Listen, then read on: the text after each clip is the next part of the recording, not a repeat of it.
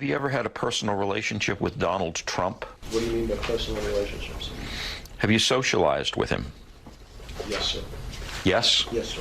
Have you ever socialized with Donald Trump in the presence of females under the age of 18? Though I'd like to answer that question, at least today, I'm going to have to assert my 5th, 6th, and 14th Amendment rights, sir. Bring us up to speed as to what has happened with Epstein so far. Let's provide a little context for people on this. So when he took his own life, it was 2019. He was facing sex trafficking charges, and he's in a federal prison in New York City, getting ready for trial. And then the trial never happens. So what does that mean?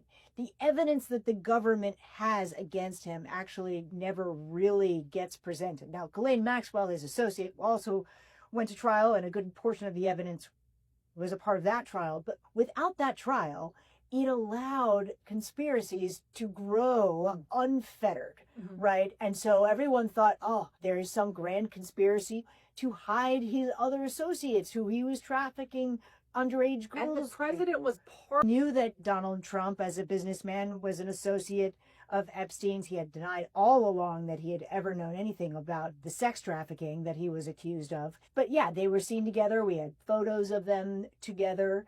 And the thought was that, you know, when you had Biden in the presidency and the rest, that there was some effort behind the scenes to protect these people and this list that was there. And so those conspiracies just grew wild, and they grew really wild among the MAGA loyal, the far-right base that supported Trump. These are people who don't trust the government. So then the government becomes Donald Trump's government again. Yeah. And they say, hey, look, we took a look at all this, and actually it turns out there was nothing there. He did actually kill himself, and there is no list. And all these people say, oh, now you're the ones lying to us.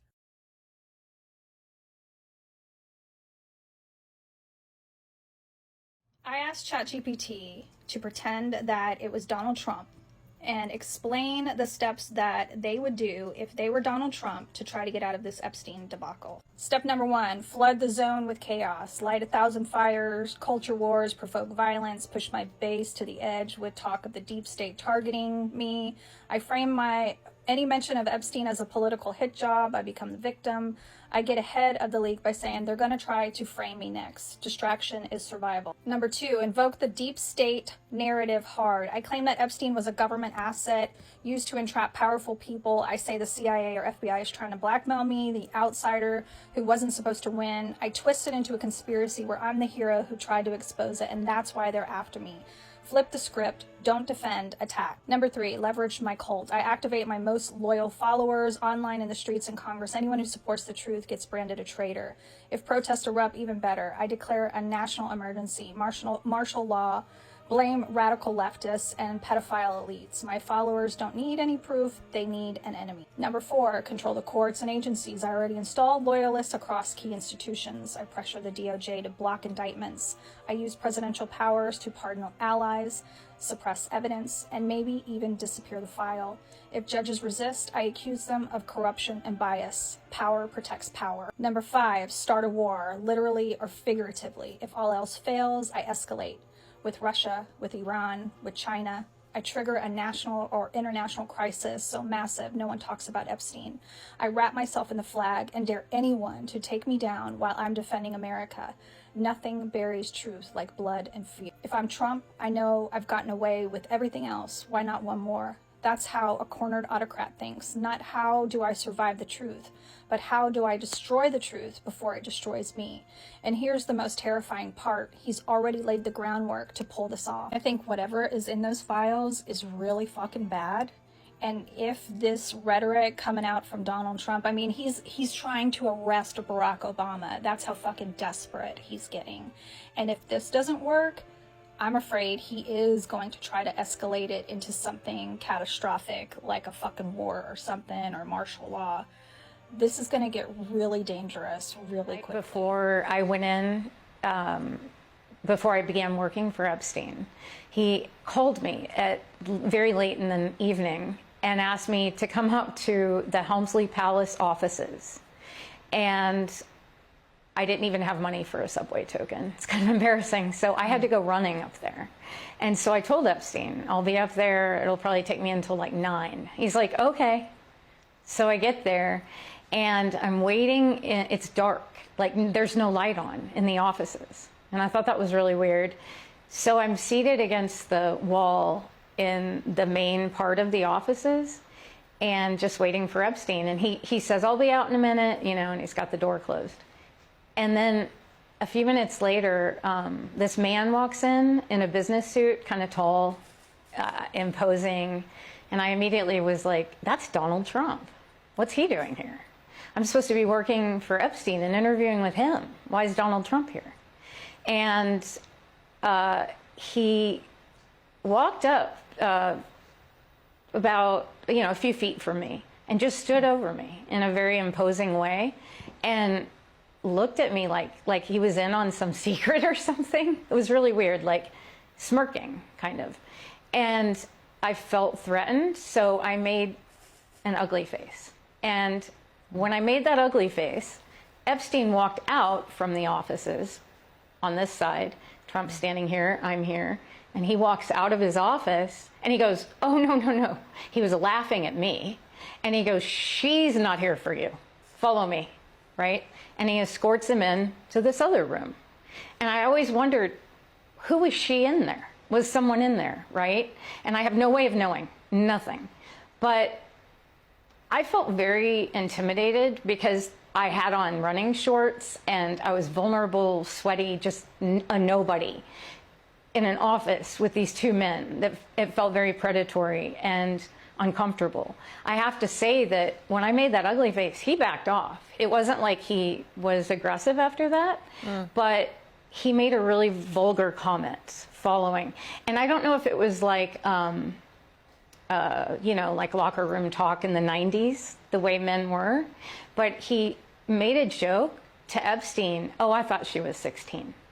And I thought that was so strange because at the time my sister was 15 actually.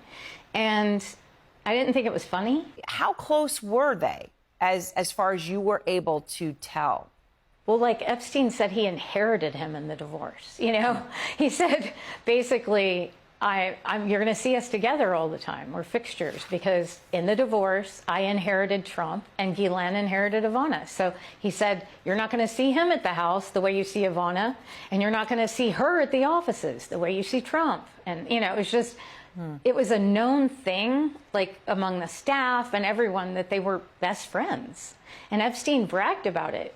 Maria, when we reached out to the White House for a comment, they responded, and I'll just read for you what they said. Okay. Quote, the president was never in Epstein's office, and in fact, the president kicked him out of his club for being a creep. They then say that Trump, you know, they're clear there. They say he was never in Epstein's office, which, of course, from the original incident that you're talking about is where this occurred, according to your recollection, at the Helmsley building in New York. He was absolutely in the office. Now he says if you're not on board with the Epstein cover-up, oh, I don't want your support. You're a weakling. Fuck you. Fuck you. You suck. You are fat. You are a joke. You are stupid. You are not funny. You are not as smart as you think you are. You are, and honestly, and if you watch my show, you know I've been very critical. I've never been this far. This just goes to show this entire thing has been a scam. When we look back on the history of populism in America, we are going to look back on the MAGA movement as the biggest scam in American history. And the liberals were right. The MAGA supporters were had. They were. When we look back in history, we will see Trump as a scam artist who served as a vehicle for this rather than the other way around. We were not the vehicle for Trump. Trump was the vehicle for all of us. Your supporters stuck with you through everything. Stormy Daniels, the Steele dossier, the impeachments, the insurrection. I mean, his supporters stuck with him through everything, even his failures. He says they will never learn. It's like, hey, dumbass, your supporters stuck by you through everything. What do you mean? They didn't fall for all that stuff. This is real. And now people are mad. He says the weaklings are doing the Democrats' work. I don't want their support anymore. Thank you for your attention to this matter. Hey, you. Hey, you, fat ass. Really? I'm so sick of this. He thinks he's so funny. You're not funny. You're a joke. Thank you for your attention to this matter. You are a fucking cornball, okay? I came to this interview on my free will. No, there was nothing promised to me for doing this interview. Excellent. Yes, everything that I say at this interview will be the truth. I met Donald Trump at some parties I attend that I was working for Mr. Jeffrey Epstein. There was about 3 or 4 times that I had encounters with Donald Trump. I was 13. The first time that I met Donald Trump was at a party at Jeffrey Epstein's mansion. There was an orgy going on, and he was kind of watching off in the distance. And he basically asked if I could come over and give him a hand job. And at first, I wasn't very comfortable with it. This was like my first or second, first party, and I didn't think that was my responsibility. But my recruiter told me that I needed to do it, so I agreed to. And then he, I began to. Sorry, this is a little difficult, but. Before I gave him a hand job, he kind of slapped my hand away and said, you need to use a glove. And the recruiter ran over and handed me a glove and said, no one touches Mr. Trump's penis without a glove. So I needed to use a glove. I gave him a hand job, and then immediately after, he had an orgasm, he left, and I didn't see him again at that party. Jeffrey Epstein is a billionaire friend of Donald Trump's that was responsible for throwing the sex parties. I originally came to New York trying to be a model, and in my travels I met a girl named Tiffany there who was very interested in me and said that that's what she did, is that she helped girls, get what they wanted, and she could help me get into modeling. That she knew a lot of people that were higher ups, and that it would be no problem. And so that's why, but I would just basically have to come model at a couple of events and meet some people. It would be no sweat. So of course I went. That sounded like no big deal. And she was recruiting the girls to come to these parties, and they all looked, most of them were, my age. There was, maybe a couple girls that were maybe 14 or 15, but it seemed to me like we were all very young, so. Okay. Jeffrey Epstein knew that I was 13 years old. When he interviewed me, he asked me to get down to my bra, just my panties, and I thought that was weird, but modeling, maybe it was something about my figure. And he asked that I give him a massage. So then he asked me my age. He asked me, and I told him, told him that I was 13. I told him why I was there, and he basically said, "Well, you'll do. I'm sure that you'll fit pretty nicely here." And then he tried to.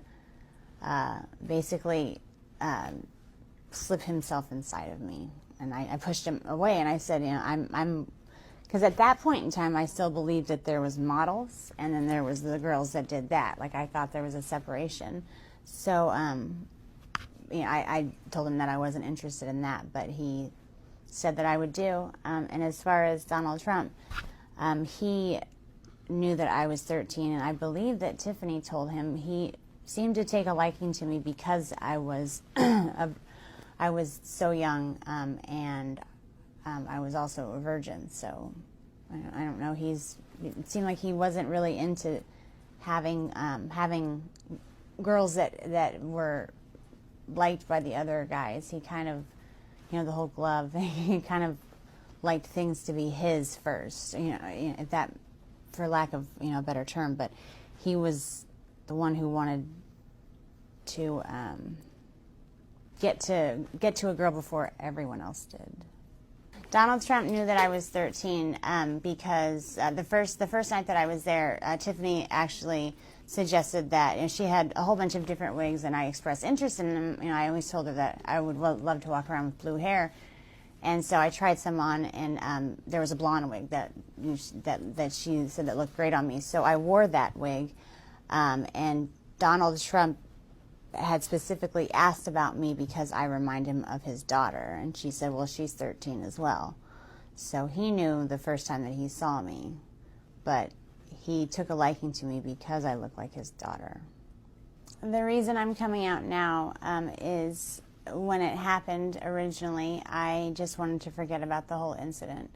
And when I saw that he was running for president, I felt that it was my responsibility to come out and tell our country what kind of man this person is. I don't think that he should even be the dog catcher, let alone running the greatest country in the world. After I met Tiffany at the bus station, she took me to, basically went to her house, her apartment, and got ready. I put on a blonde wig because it seemed fun to pretend to be someone different, but we went to the party that I was basically interviewing for, and Jeffrey Epstein was the one that was running the party. He had a quick meeting with everyone that was employed there, and then he had a private interview with me. The first time that I met Jeffrey Epstein, he did try to force himself inside of me without getting the go-ahead or anything, and then it was probably about the third or fourth party is when he basically forced, it was another massage, and it was basically like, it wasn't sex, but there was penetration, and I told him that I didn't want that, but he kind of got a little irritated. So I don't know, there was something about him that I guess I kind of held him, I held a lot of resentment towards him. By that time that happened, I kind of already started catching on that maybe I wasn't there for modeling, and maybe I was just getting used for things, and I felt that kind of held him responsible. I did receive money to go to these parties. After every party, I was paid by Mr. Epstein. There wasn't, out of all the girls that were there with me, most of them were 13, 14. I think the oldest one might have been 16, just turned 16. And she'd been there for a while. It was Tiffany. He liked to watch other people have sex. He's a germ, doesn't like germs, so he, rather than partaking, he just watches. So Tiffany had informed him that I was the virgin, and so I was basically, so it was Tiffany who introduced us.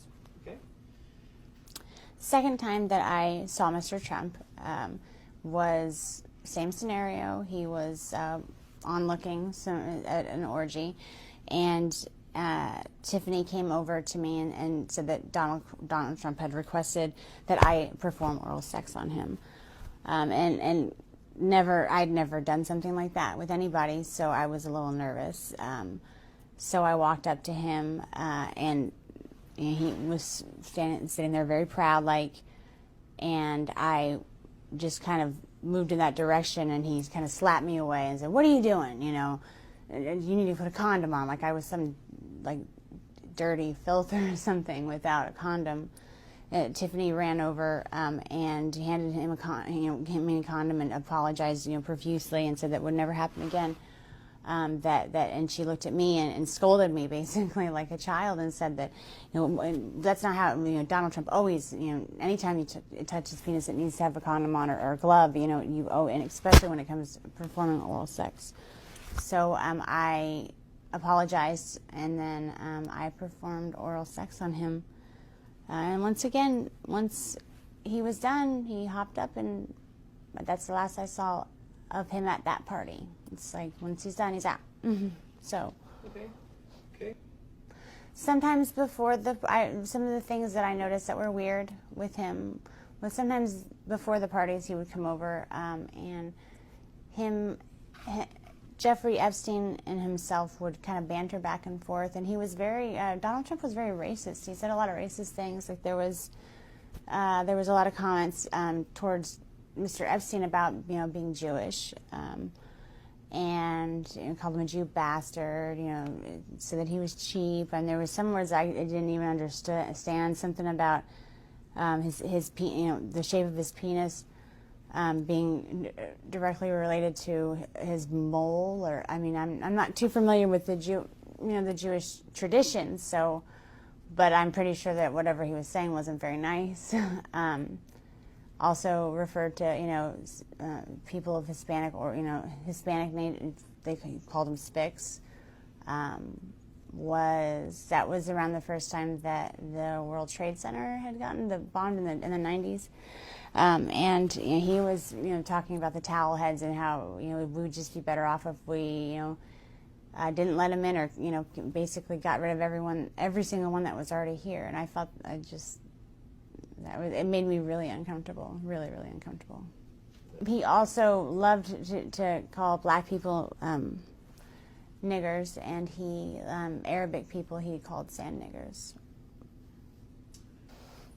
The only time that he tried to give me some money was our last encounter together, where he acted out a rape fantasy.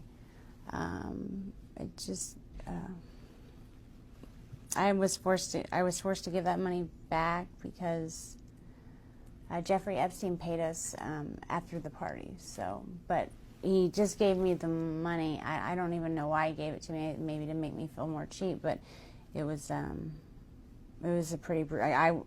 rape fantasy to him, but I wasn't playing. So there was those 2 times, and then there was after the next thing that Tiffany approached me with was that he had a fantasy where he walked in on his maids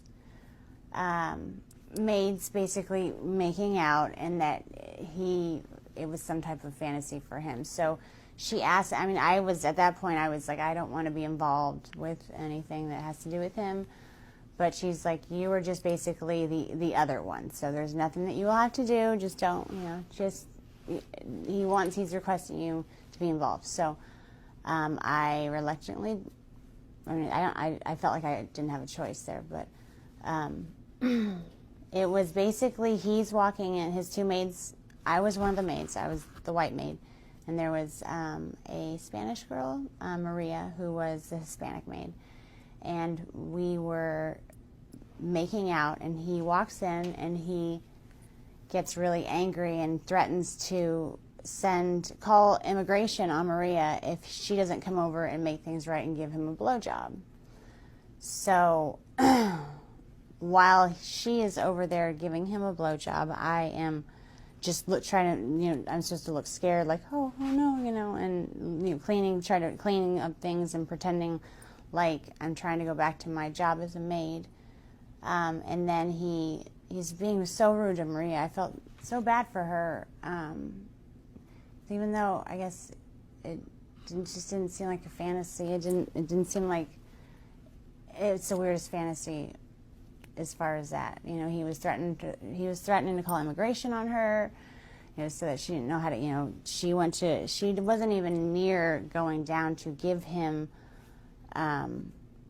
perform oral sex on him before he slapped her away and said, what are you doing? You need to put a condom on, and she's trying to, I'm so sorry, and he's like, you can't even understand what you're saying, it just, speak English, he called her derogatory comments. And then he's like, you know what? You don't know what you're doing. Have her come over and show you how it's done. And so I said that I didn't, I had to go over there or else he was going to call immigration on Maria. I didn't know if it was true or not, but I felt that, he said that if I didn't show her how to perform oral sex on him, then he was going to call immigration on her and then get rid of us both. It was anything that was in relation to him getting off or being satisfied or happy had to do with him being in power, but extreme power. And it's very hard to even. It was always intimidating when he was like that. It was always, you didn't really know if it was true or. I mean, like if you refused to play along, would he really call immigration on Maria? Would he really get rid of us both? And I didn't even want to know what that meant. I always didn't. It wasn't a game. It just felt like it wasn't a game. Yeah. The one night that I had the blonde wig on, he mentioned that I looked like, that I reminded him of his daughter. And actually the maid fantasy, I didn't have a blonde wig on. I was trying to stay away from blonde wigs at the time. But he actually told Tiffany that that's what he wanted me to wear. Like, he wanted it, and anytime I put it on, anytime I had it on and he'd see me, he would say, oh man, you look, and it wasn't like oh, you remind me of my daughter. It was this sick, evil, like, you remind me of my daughter. It was just this weird pleasure, sick smile. Like, I don't even want to know what he was thinking about. I could imagine what he was thinking about. After the parties would end, we were to report to Mr. Epstein and basically tell him everything that happened, with who, what they liked, what they disliked, if there was any requests, if there was any talk about anything. That's what, we told Mr. Epstein everything. And then he paid us, and then we got to go home. And with me, I would either, I normally got taken to the airport, so to go back home. The fact that Trump has a chance to be the next president makes me feel disgusting inside. I've always been proud to be an American. I think we live in a beautiful country. But I just see him ruining everything. He's a horrible, what he portrays on the outside isn't even that great, but people don't even know the half of how evil, how sick and twisted that man is. I have a friend that's been my friend ever since the school year that I stopped going, the 8th grade. I confided her, and she knows all about it. She knows everything. I mean, I destroyed everything of, any planes. I couldn't risk my dad finding out. And now I think I'm old enough to where at that point I didn't want to not be his little girl, I didn't want to lose my dad. Basically, I would never, as far as keeping proof of any of the trips, the only person, I never told my parents, there would be no there would be no good outcome of telling my parents. They would have grounded me. I would have never been allowed out of the house. My father would have come unglued. I did tell a friend, she's still my best friend to this day. She knows everything. She knows it all. I'm prepared to do whatever it takes to save the country that I believe that we have. I know what he does behind closed doors. If that's all, I'm willing to sacrifice my life to put our country back in the right, going maybe in some type of positive direction. Not even, there's no right or wrong, but a positive direction. This guy's not going to take us anywhere positive. As far as my life changing by coming out with this information, I've thought long and hard about whether or not I should, and I've gone back and forth. But I think that I think that the American people need to know what kind of man this person is. And if my life changes because of that, then so be it. But the American people need to know what they're dealing with. If I had the chance to talk to Donald Trump, I would run the other way. I'm scared of him like I've never been scared of anything else in my entire life. I can't explain it to you, but the fear of him even being in a next room, I have a panic attack. The last encounter that I had with Donald Trump, Tiffany approached me about a rape scene that was supposed to be played out, and I didn't like the sound of that at all. But Tiffany assured me that it wasn't going to be, if it was anything I wasn't comfortable with, we could stop. That she would be right there, and that it wouldn't get out of hand, and that it was a fantasy, like it wasn't really going to happen. And so I told her that I would. She basically, Tiffany was always nice to me. It wasn't that I trusted her, else and I wouldn't always trusted her or done what she asked me to. But she was there, and he came in, and I was basically tied to a bed with pantyhose, and he tied him. They were so tight it hurt to even lay there. And I tried to say something, and it was like, he just, shut up, shut up, bitch. It was basically like he was being really, really rough. And I understand. It just didn't seem like a fantasy. And I started to get scared, and he was, basically ripping my clothes off, and I was actually I got freaked out. I told him that I didn't want to do this.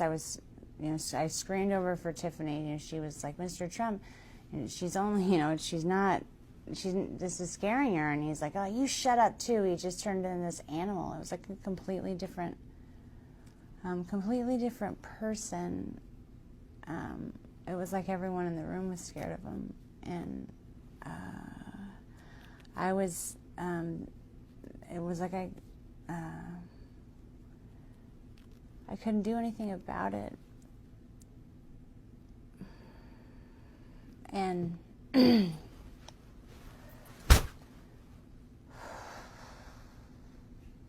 he ripped off all my clothes, and he started to basically have sex with me, and I was screaming because I'd never had sex before. It was my first time, and Tiffany was yelling at him too. She was saying that I was a virgin, and he told us to just shut the fuck up, and just basically took my virginity while I was crying and telling him to stop. And that's basically begging for him to just stop. And Tiffany didn't know what else to do either. No one was there to help us, or me. And so after the fact, he basically finishes it. It didn't take that long at all.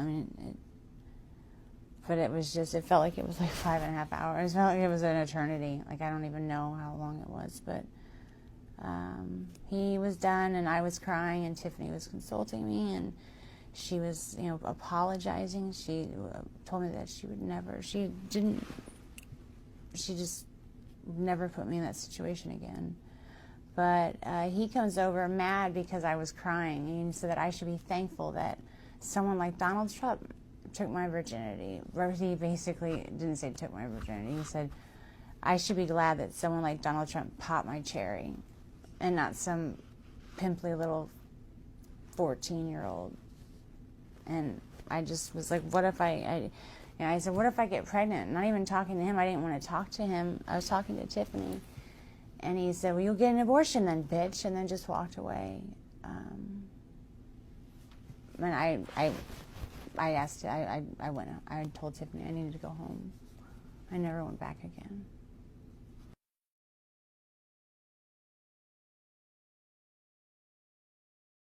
I guess it's for you to decide, you know. I mean, if I don't have any kids myself, because I'm afraid to have kids, because I mean, who knows what kind of damage they can get into. But if you have a 13-year-old daughter, and would you be okay with the person who's running our country doing that to your little girl? And I don't know. I just want people to know. I think that I have a faith in our society that we'll make the right choice.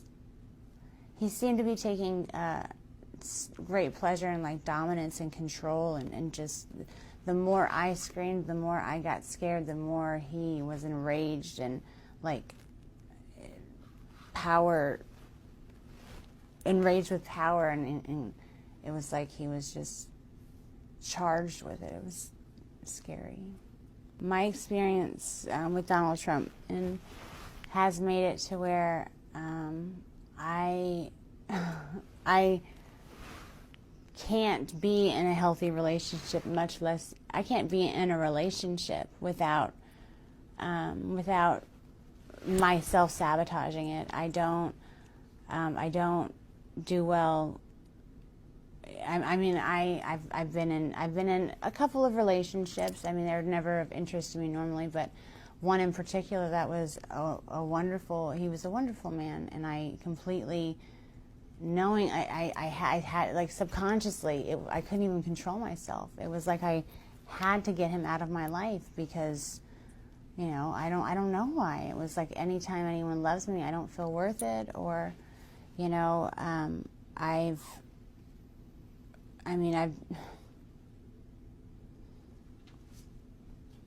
don't even know how to explain it. Like, I can't. Friends, I can have acquaintances, guys that are acquaintances, but I just, you know, anytime it's maybe someone expressed anything else besides that, I can't.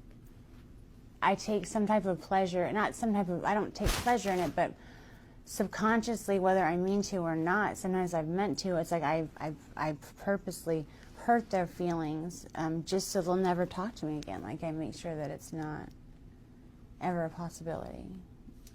Donald Trump destroyed my feeling of self-worth and my self-esteem when it was still growing, like when it just bloomed. It hadn't even had a chance to experience anything. I have only spoken to one therapist about this just recently, actually. For a long time, I really tried to forget about it. Just tried very hard. But I've been to counseling for other things, and I went to counseling for the previous relationship that I was sabotaging, and my counselor said, something has happened to you where you need to deal with that. That's actually what kind of was like, He knew that there was something that had happened where I was sabotaging these relationships, but, you know, he said that it was my responsibility to deal with it, of course. This situation with Donald Trump has destroyed my self-esteem, and it's made it to where I feel like it's destroyed part of my life. The only healthy relationship I've completely demolished. And I love to choose the dysfunctional ones that I know I can just push away. After what happened with him, I can't trust a man ever again.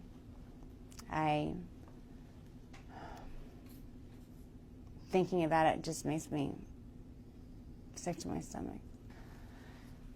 So when something so traumatic happens to someone that's so young, you never, ever really get over it.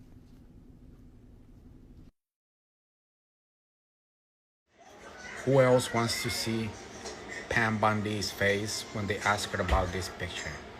I really want to see her face with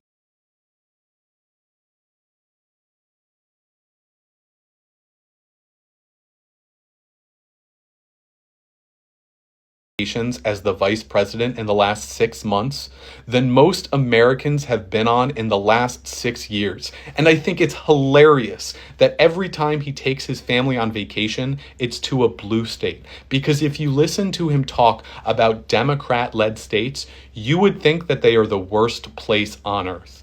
You would think that they are the last place you would want to take your family. But every single time J.D. Vance has gone on vacation, it is to a blue state, to a state where he said you shouldn't raise his family. Right now, he's at Disneyland in California, a Democrat-led state, which he has talked about in the last few weeks like it is the worst place on earth. But when he wanted to go on vacation with his family a few weeks ago, he went to New England because he understands that blue states are the best states to take your family. That red states are not as safe as blue states. They don't have as many activities, as wonderful things to do, because J.D. Vance knows through his actions and not his words that blue states are better for your family than red states. Vance, the vice president, is here at Disneyland today visiting with his family, and it's a strange day. And when they go on rides, they're cutting off the line. So for example, like when they go on something like Big Thunder Mountain, they're cutting off the line and then his family rides that on their own. I don't know if this was a planned trip. They're staying at the Grand California, but people who had reservations in the other rooms that were like close to them in the same wing, they have moved those people's reservations to be at the Pixar Place Hotel. So if it was a well thought out plan, I don't know if they would wait till today to do that to people. Disney's giving them the full VIP treatment. They have them at like 21 Royal eating meals and stuff. So I guess that's cool. And Skyla was here yesterday. When she was here yesterday, she actually saw them painting here at the park, which we never during the daytime see them painting. And not just like one spot, like on Main Street, in Tomorrowland, in Toontown, like painting projects during the day. So it definitely seems like Disneyland wanted to make things nice before his visit. And then I guess like a random question for people is it strange that J.D. Vance is like so critical of California and Disney, but then chooses to take his family here on vacation? I don't know. Like, let me know what y'all think.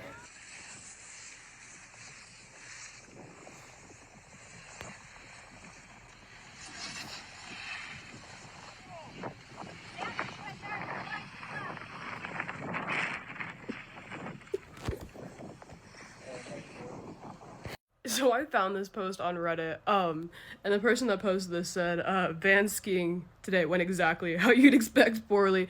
And y'all, this thread is diabolical. Like, this comment sounds like Jasmine Crockett. You know, backseat, no weight transfer, up body rotated the wrong direction, uphill instead of downhill, insufficient edge angle, and failing to adjust terrain. Like, we have a full-ass fucking instructor criticizing the vice president. As an instructor, he has an incredible lack of mobility in his legs, and I'm sure his boots aren't done up right. This is an amazing video. Not only do you have the VP skiing poorly, but a surprise crash at the end behind of him tops it all off. Then he just meanders off like, oh, whoops, did I cause that? That ass, why did he stop in the middle? This individual makes a great point. This man's already on vacation, and then... Like, I can't believe they didn't put couches on the ski lift for him as well. I mean, J.D. Vance has taken probably historically the most amount of L's in the shortest amount of time. Get ready with me to do the J.D. Vance RNC makeup look. Today, I'm going to be reaching across the aisle. Even though I am a liberal, I know a lot of conservative men don't know how to do makeup and just don't know how to achieve this makeup look. But have no fear, I'm here to help you through your gender-affirming care journey. Taking you from this to this. We're going to go in with a cream full coverage foundation stick and stipple it on. Now this shade should be 2 to 3 shades darker than your natural skin because we do not want it to match our neck at all. It's very important to be authentic to J.D. Vance, so be sure and have some gaps between your foundation and your hairline. To brighten up the eye area, we're going to go in with a NYX Jumbo White Stick. This is called underpainting, and you want to do it very minimally. We want it right here at the corner. And just a touch right here. Make it look like we were wearing sunglasses while we were out in the sun doing manual labor. We are going to take a light foundation and run it along our eyelids completely. Do a tiny track across the nose bridge, then run it around here. Because we're boys, we use a Blue Beauty blender. See the difference? Look at how this is coming together. Now, if you don't have a jawline or chin, a beard is man's natural contour. But we're going to accentuate that just a bit with some eyeshadows.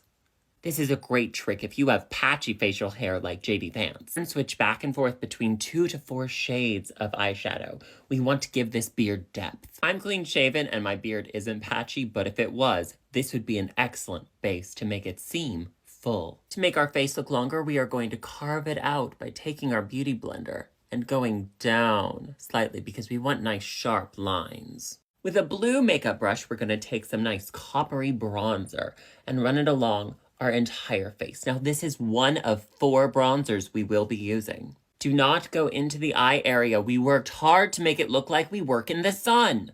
Cream contour stick to snatch our nose. A little highlight. A darker bronzer to give the illusion of cheekbones. For that Neanderthal look, we want our brows to be thick and low. Eyeliner, we want to really tightline this. Under your eye like you're a 14-year-old girl in 2006. Thick coat of mascara on our top and bottom lashes. With a taupe eyeshadow, we're going to cut our crease. This makes our eyes look sunken and like we're worried for America. Final step is a pinky nude lipstick. You don't want to cover your full lip. Just put it in the middle and blend. This is our final results in the JD Vance makeup tutorial. Let me know how you think I did in the comments and what other conservative politicians' makeup routines you would like to learn.